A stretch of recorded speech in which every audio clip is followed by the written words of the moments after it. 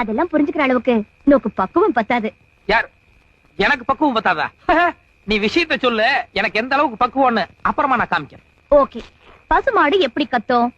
பசுமாடு அம்மா கரெக்ட். அது ஏன் அப்படி கத்துது? அதுக்கு பசி, வக்கி புல்லு இல்லனா புண்ணாக்கு தேவை, அதுக்காக அப்படி கத்து. குட். மாது கொஞ்சம் ஃபீலிங் கூட கத்துனா? ஃபீலிங்?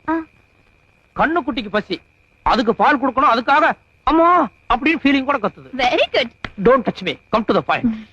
மானு கத்துனா தனக்கு பசி, மா அந்த கொஞ்சம் ஃபீலிங் கூட கத்துனா கண்ணு குட்டிக்கு பசி. எக்ஸாக்ட்லி. ஆனா இந்த கத்தல் எப்படி இருக்கு? இது வேற மாதிரியா?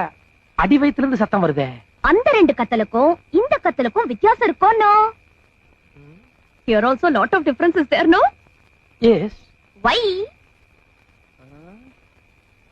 தனக்கு பசின்னு கத்தி கேள்விப்பட்டிருக்கேன், தன்னுடைய குழந்தையான கன்றுக்கு பசின்னு மா ஃபீலிங் கூட கத்தியும் கேள்விப்பட்டிருக்கேன்.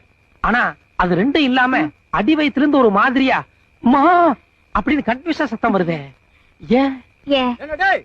அறிவு கட்டவன 3 நாள் அக்கம் பக்கத்துல யாரையும் தூங்க விடாம பசுமாடு இப்படி கத்திக்கிட்டே இருக்க.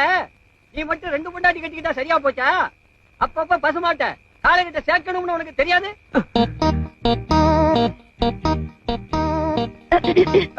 புரியுது புரியுது, அந்த டாபிக் மறந்துடுவோம். அதெல்லாம் புரிஞ்சுக்கிற அளவுக்கு